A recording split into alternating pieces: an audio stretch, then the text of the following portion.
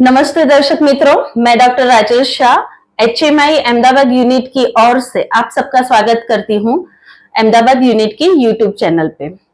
दोस्तों, जैसे आज का topic you have seen the title कि होम्योपैथिक विजन इन ऑफ्थेल्मोलॉजी, वो जितना एक्साइटिंग है उतना ही एक्साइटिंग बात यह है कि आज मेरे साथ है डॉक्टर वर्षा चौधरी दवे, जो बहुत ही पैशनेट डॉक्टर है। कैसे हम जानेंगे? लेट मी स्टार्ट विथ कि उन्होंने अपना BHMS and MD with gold medal किया है RK होम्योपैथिक मेडिकल कॉलेज से, और she is practising since 10 to 12 years and she has her own clinic in Nicole, Ahmedabad. So without wasting time, क्योंकि उनके बारे में बहुत कुछ है जो हम जानेंगे, why we have choose this subject वो भी बात करेंगे। पर पहले मैं ये पूछना चाहूंगी कि आपने जो अपना MD किया है उसमें जो डिसर्टेशन था उसमें आपने बताया कि आपने ग्लूकोमा पे पूरा डिसर्टेशन किया है, तो मुझे ये बताइए कि क्यों एज अ होम्योपैथ आपने ये सब्जेक्ट सिलेक्ट किया और क्या रिजल्ट रहा, कैसा रहा? पहले तो सबको नमस्कार।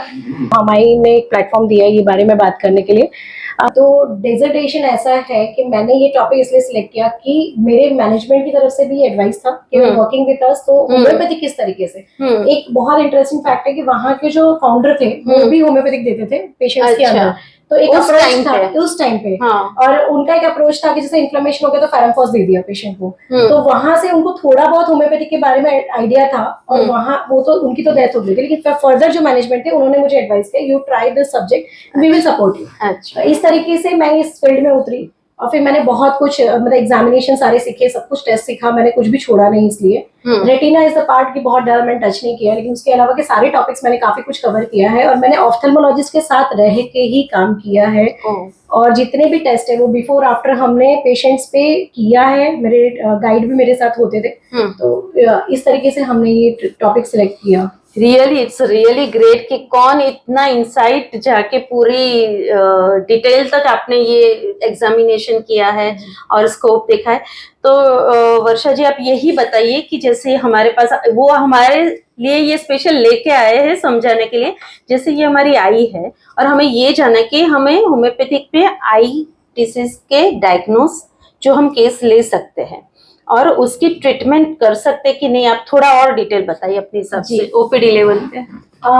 नॉर्मली हमें डायग्नोसिस नहीं पता होते, रीजन नहीं पता होता, इसीलिए हम मिस्टेक्स करते हैं ऑफ्थेल्मिक केसेस में, और हम डर जाते हैं क्योंकि हमें नहीं पता है कि क्या चल रहा है। सही है वो। ज्यादा ज्यादा मैंने देखा है तो ऑफ्थेल्म में यूजुअली पेशेंट्स में आप कंजक्टिवाइटिस लेते हैं या थोड़ा बहुत इन्फ्लेमेशन या स्टाइगन चेलिजन लेते हैं, उससे कहीं ज्यादा स्कोप है होम्योपैथिक के अंदर, ये आप माइंड करके रखिए।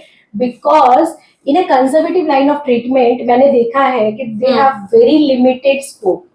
ठीक है, आइदर दे मेंटेन इट और they do not treat it, surgery. Yes, either फिर लास्ट ऑप्शन सर्जरी ही रहता है। बट बहुत सारी डिसीजेज ऐसी है जिसमें होम्योपैथिक बहुत अच्छा, आज से 250 साल पहले मटेरियल में ये सब दिया है। जो हम पढ़ते नहीं, हम आई ऑप्शन हमेशा निकाल देते हैं। आप हर एक रेमेडी में देखिए आइस दिया है, आइस दिया है, हर एक चैप्टर के अंदर आपको आइस का टॉपिक मिलेगा। ठीक है, मतलब कुछ ना कुछ तो है डिसीज में। प्रॉब्लम क्या है, हमें उसके वर्ड्स नहीं पता है। जैसे फोटोफोबिया, हमें नहीं पता होता फोटोफोबिया का एग्जैक्ट मतलब क्या है, हमें नहीं पता एग्लूटिनेशन का एग्जैक्ट मतलब क्या है, हमें नहीं पता एस्थेनोपिया का मतलब क्या है, हमें नहीं पता कि एस्टिग्मेटिज्म का मतलब क्या है, और जो ऑलरेडी हमारी रेपर्टरी में दिया है। तो आप प्लीज एक्सप्लोर मैंने ये सीखने के बाद किया। तो coming up to this topic, तो हमारा जो आईबॉल है, तो ये जो कलर्ड पार्ट है वो हमारा आइरिस पार्ट है, आइरिस मसल है, और ये जो बीच का गैप है वो है हमारा प्यूपिलरी एरिया। ये व्हाइट पार्ट है वो स्क्लेरा है, पूरा का पूरा होता है पूरे ग्लोब में, दिखता हमें इतना ही पार्ट है 1/4। जो आइरिस के सामने होता है ट्रांसपेरेंट कॉर्निया होता है, तो कभी भी मिस्टेक मत कीजिए, ट्रांसपेरेंट पार्ट कॉर्निया है, आइरिस कलरफुल होता है क्योंकि उसके अंदर ही कलर पिगमेंट्स होते हैं। उसके अंदर आता है लेंस, उसके अंदर आता है रेटिना, कोरोइड एंड वेसल्स, यहाँ पर आपका ऑप्टिक नर्व है, यहीं कहीं पर आपका मेक्यूला भी आएगा। मेक्यूला जो विजन में, सेंट्रल विजन में आपको हेल्प करता है। और इस लेंस और कॉर्निया आइरिस के बीच में आपका लेंस और जो कॉर्निया है उसके बीच में आता है एक्वस ह्यूमर, जो आपका लिक्विड होता है, जो कॉर्निया को न्यूट्रिशन देता है, लेंस को न्यूट्रिशन देता है। और ये जो पीछे का पार्ट है वहां पर ऑयली मटेरियल होता है जिसको हम विट्रस ह्यूमर कहते हैं। ठीक है। ये जो विट्रस ह्यूमर होता है आपके आईबॉल का शेप भी बना के रखता है, न्यूट्रिटिव वैल्यूज भी कवर अप करता है, बाकी सारे जो वेसल्स होते हैं उनको मेंटेन रखने की तो कोशिश इतना तो करता हमें है। जानना ही जानना है। जी, इतना तो आपको जानना ही जरूरी है। ठीक है। अभी जो कॉमनेस्ट डिसीज जो हम यूजुअली एनकाउंटर करती हूँ मैं, और बहुत अच्छे रिजल्ट्स भी हैं, तो जैसे स्टाइचेलिज्म, you all know, let's say हम स्टार्ट करें। तो स्टाइचेलिज्म ब्लेफराइटिस बहुत बहुत कॉमन है और बहुत अच्छे रिजल्ट्स हैं। कंजक्टिवाइटिस, आइराइटिस, केरेटाइटिस, जितने भी इन्फ्लेमेटरी डिसीज है उसमें आप काम कर सकते हैं। स्पेशली स्क्लेराइटिस, एपिस्क्लेराइटिस में भी बहुत अच्छे रिजल्ट्स हैं। अच्छा। स्क्लेराइटिस ऑटोइम्यून होता है, इसीलिए आपको वो सिस्टमिक बेसिस पे ही जाना है। Constitutional will help you, right. उसके अलावा आपके कैटरेक्ट, लेंस की तरफ आएंगे तो कैटरेक्ट, आइरिस की तरफ आएंगे तो आइराइटिस। उसके अलावा ग्लोकोमा, एक्वस ह्यूमर पे जाएंगे तो ग्लोकोमा। उसके अलावा जो विट्रस ह्यूमर पे अगर आप जाते हैं तो फ्लोटर्स, जो आपको विजन के आगे छोटे छोटे दाने दिखाई देते हैं, सांप जैसे दिखाई देते हैं, लाइनें जैसे दिखाई देते हैं, बहुत कॉमन है। कोई रिजल्ट नहीं दूसरे पैथीज में, homeopathy has the results, please consider it. आप अगेन समझाइए। हाँ, क्या यहाँ जो विट्रस ह्यूमर होता है, ऐसा बोलते हैं कि इसमें कचरा भर गया है, तो इसकी वजह से आपको आंख के आगे कचरा दिखाई दे रहा है, तो आपको छोटे छोटे दाने दिखाई देंगे, या सांप जैसे दिखाई देंगे, या छोटे छोटे लकड़ी जैसे कुछ भी दिखाई दे रहा है, मतलब आंख के आगे कोई भी चीज उड़ रही है आपके, तो उसको फ्लोटर्स कहते हैं। शायद कॉस्टिकम, बहुत सारी मेडिसिन है, फॉस्फोरस है, कॉस्टिकम है, वेरी गुड मेडिसिन। इसमें लिखा है, बुक में ही लिखा है, you see the spars, you see this, you this. आप आईज में पढ़ेंगे तो आपको पता चलेगा। लोकेशन मैम समझा रहा है हमें वही, और मैम उसके साथ हमें सिम्टम्स भी, मतलब पेशेंट क्या बोलते हैं। पेशेंट्स आपको, जैसे मैंने फ्लोटर्स का बताया कि पेशेंट ऐसा बोलेंगे ना, फ्लैक्स दिखाई दे रहे हैं, आपको विजन में कुछ आ रहा है। अगर आपका पेशेंट सेंट्रल विजन में मना कर रहा है कि सेंट्रल विजन नहीं है, पेरिफेरल में सब कुछ देख सकता हूँ, लेकिन सेंटर में मुझे अच्छा नहीं है, मुझे काला धब्बा दिखाई दे रहा है, C for the retina and macular diseases. अच्छा, ठीक है, ये बहुत इंपॉर्टेंट है। विजन से ही हम स्टार्ट करते हैं। तो अगर मैक्यूला और रेटिना में प्रॉब्लम होगा तो सेंट्रल विजन डिस्टर्ब होता है। अगर पेशेंट को ग्लोकोमा है तो पेरिफेरल विजन जाएगा, सेंट्रल सब कुछ देख सकता है वो। मतलब जैसे पेशेंट बोलेगा गाड़ी चला के जा रहा हूँ, साइड में से कौन निकला मुझे पता ही नहीं। अच्छा, आपका विजन वन इस तरीके से ऑब्ट्यूस एंगल पे होता है। मतलब एक आई का विजन नाक के इस साइड से लेके यहाँ तक, टेम्पोरल साइड तक होता है। आप स्ट्रेट देखेंगे तब भी आपको ये पता है इसका कलर क्या है, इसका कलर क्या है, इसका कलर क्या है। तो उसके हिसाब से मेडिसिन भी चेंज होगी। तो नहीं, उसमें सिर्फ डायग्नोसिस में आपको क्या करना है कि suppose central vision and peripheral vision, दोनों ही विजन इंपॉर्टेंट। पेरिफेरल में आपको एक आइडिया आता है कि ये चीजें हैं, सेंट्रल आपको क्लियर विजन। मैम को देख रही हूँ, मैम का चेहरा, शेप, सब कुछ, मेरे को राजल मैम को पहचानना है तो मुझे सेंट्रल विजन की जरूरत है। मुझे राजल मैम बैठे हैं, खाली मैं इधर देख रही हूँ तो भी मुझे समझ में आता है कि कोई बैठा है जो यस, तो दवाई उस हिसाब से और डिजीज उस हिसाब से आपको चेंज होगी। तो अगर पेशेंट बोलता है मुझे आजू बाजू का नहीं दिखाई दे रहा पर बीच का क्लियर दिखाई दे रहा है, थिंक ऑफ ग्लोकोमा, चेक कीजिए। आईओपी पेशेंट का ऑप्टिक नर्व चेक कीजिए एंड डीजनरेशन चेक कीजिए। अगर वो है तो ग्लोकोमा होगा। अगर पेशेंट कहता है बीच में मुझे एकदम काला धब्बा दिखा, जहां जहां नजर घुमाता है एक काला धब्बा मुझे दिखाई देता है, बाजू का सब कुछ अच्छा दिखाई देता है, मैक्यूलर डीजनरेशन, मैक्यूलर डिसीज, आप खास देखिए पेशेंट के अंदर। पेशेंट आते हैं अभी मैम आपके पास, मतलब हाँ मेरे पास आते हैं। अच्छा। लेकिन हम हमेशा किसी अच्छे रेटिना स्पेशलिस्ट के पास एक ओपिनियन लेके फिर फर्दर जाते हैं। Absolutely. See I don't have all the instruments with me, कुछ मैं रखती हूँ जो हैंडी है। अच्छा। Ophthalmic field is very expensive, तो मैं इतना नहीं कर सकती। मुझे इसके लिए पर्सन्स चाहिए जो मेरे पास नहीं। पर हमें नॉलेज है तो हम पेशेंट को पूरी अच्छे से गाइडलाइन दे सकते हैं और रिवर्सिबल तक ले जा सकते हैं। रिवर्सिबल से देखिए इसमें भी एक ट्रिक है कि ब्लाइंडनेस भी रिवर्सिबल, नॉन रिवर्सिबल दो कैटेगरी में आते हैं। तो कुछ डिसीजेस होते हैं वो रिवर्सिबल होते हैं, जैसे ये ऑप्टिक नर्व है। तो जो ऑप्टिक नर्व होता है वो बुक में भी लिखा है और एनाटॉमिकली फिजियोलॉजिकली फिर से बनती नहीं है, नेचुरली नहीं बनती है। नहीं, आपके नर्व्स वापस रीजनरेट हो सकते हैं, ऑप्टिक नर्व कभी रीजनरेट नहीं होती है। अगर ये डैमेज हो गई तो ये इरिवर्सिबल चेंजेस ही देगी विजन में। ठीक है, तो आपका क्या काम है, आपको इस ऑप्टिक नर्व को जितना हो सके बचाना है। अच्छा, ना कि आपको रिवर्स करना है। आपको फोकस ही पता होना चाहिए कि आपको किस तरीके से, फिजियोलॉजी से खिलाफ कैसे जा सकते हैं। आप अभी ये बताइए कि जैसे कोई पेशेंट ऑप्टिक नर्व डैमेज का आया या कोई सिम्टम से ऑप्टिक नर्व इन्वॉल्व है तो हमें कैसे पता चलेगा।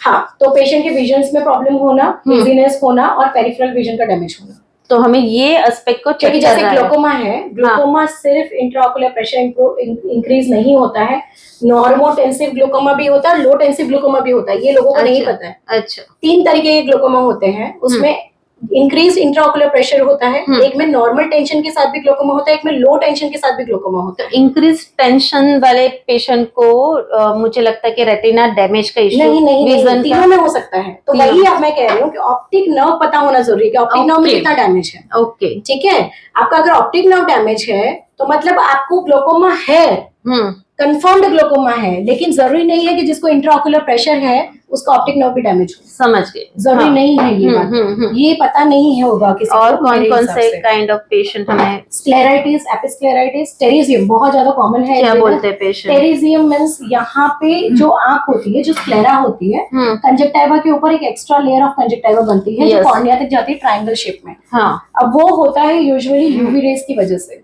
ये भी लोगों को नहीं पता होगा। अच्छा, अल्ट्रावायलेट रेज का जो इफेक्ट होता है, इसलिए हम हमेशा यूज बोलते हैं कि B2 ग्लासेस या A2 ग्लासेस या सन ग्लासेस पहन के आप निकलिए। सेकंड, जो गांव में काम करते हैं, खेत में काम करते हैं, तो उनमें इंजरीज और वो जो फ्लैक्स उड़ते हैं वो भी एक इंजरी करके टेरिजियम प्रोड्यूस कर सकते हैं। और टेरिजियम में होम्योपैथिक अगर देखिए इसमें भी ट्रिक ऐसा होता है कि कभी भी अगर आप कोई भी डिसीज को अगर आप कर रहे हैं तो आप ये देखिए कि वो कितना कॉम्प्लिकेटेड है। ठीक है। अच्छा, टेरिजियम जब तक स्क्लेरा पे है तब तक कोई कॉम्प्लिकेशन नहीं है। अच्छा, जब वो कॉर्निया पे आएगा, कॉर्निया पे आके अगर पिपुलरी एरिया तक पहुंच रहा है तो ही कॉम्प्लिकेशन है, क्योंकि तब वो विजन ऑब्स्ट्रक्ट करेगा। तब तक उसने कुछ नहीं किया, वो कॉस्मेटिक मतलब अपने पास पेशेंट कैसे सिम्टम्स बोलेगा और हमें चेकअप तो करवाना ही है। कुछ भी कंप्लेन लेके नहीं आएगा। मैं आपको कह रही हूँ ऑप्थेल के अंदर कंप्लेन्स जल्दी नहीं होती है, मतलब बहुत एसिम्प्टोमेटिक डिसीज भी होती है, जैसे ग्लोकोमा एसिम्प्टोमेटिक कंडीशन है। पेशेंट विदाउट एनी कंप्लेन आपके पास ग्लोकोमा लेके आ सकता है। फाइल लेके आएगा कि भाई उम्र के हिसाब से मैंने नंबर चेक करवाने गया था, मेरा नंबर मतलब प्रेशर ज्यादा आया है और अब मुझे ये है, तो मुझे अब आगे क्या करना है, मुझे ड्रॉप्स पूरी जिंदगी, क्योंकि एक है कि वो जो पैथी है उसमें सिर्फ ड्रॉप्स पूरी जिंदगी आपको डालना है। दूसरा जैसे डायबिटीज में हम करते हैं वैसे, इसीलिए तो पेशेंट्स आपके पास आएगा कि मुझे पूरी जिंदगी का ड्रॉप्स नहीं डालने हैं। तो अगर होम्योपैथिक में कुछ ऑप्शंस है तो अब अभी मुझे ये दर्शकों को बताइए कि जैसे डायबिटिक न्यूरोपैथी है, कंजक्टिवाइटिस है,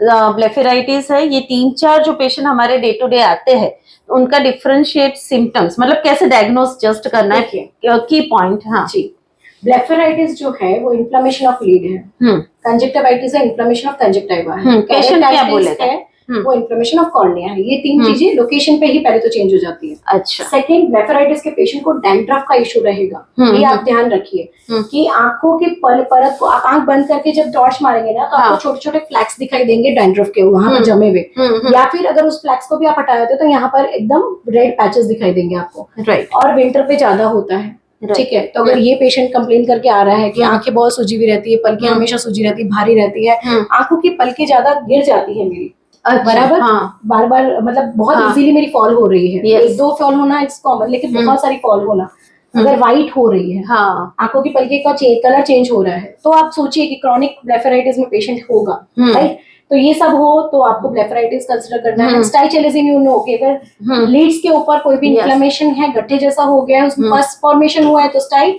अगर गड्ढा है, ट्यूमर जैसा है तो चेलिजियम। ठीक है, उसके अलावा कंजक्टिवाइटिस, तो अगर यहाँ स्क्लेरा के ऊपर रेडनेस ज्यादा है, लीड्स के अंदर की साइड रेडनेस ज्यादा है, पेशेंट को डिस्चार्ज आ रहा है, वो वाटरी हो, म्यूकस हो, सीरस हो, पुरुलेंट हो, म्यूकोपुरुलेंट हो, कुछ भी हो, डिस्चार्ज है, सुबह आंखें चिपक रही है, बहुत खुजली आ रही है, थिंक ऑफ कंजक्टिवाइटिस। अगर आप टॉर्च मार रहे हैं, आपको शाइनी रेडनेस दिखाई दे रहा है, थिंक ऑफ कंजक्टिवाइटिस।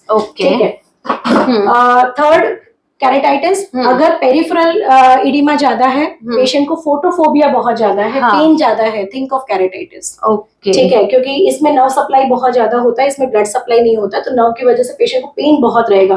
तो ओनली 2 कंडीशंस जिसमें पेन बहुत ज्यादा होता है, one is acute closure glaucoma, acute closure glaucoma, जिसमें पूरा का पूरा यहाँ का जो ड्रेनेज होता है वो बंद हो जाता है सडनली, तो पेशेंट को बहुत पेन रहेगा।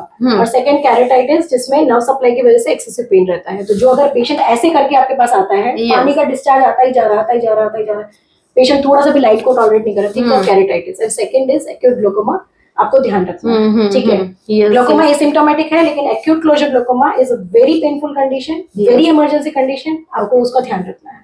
तो फिर आप रेफर कर दीजिए। अगर आपसे नहीं हो रहा है प्लीज रेफर कर दीजिए, तो शायद आंख बच जाएगी उसकी, सही है, प्रेशर नहीं जाएगा इसलिए। बहुत अच्छे से आपने ये की पॉइंट समझाए। अभी और भी हमें जानना है।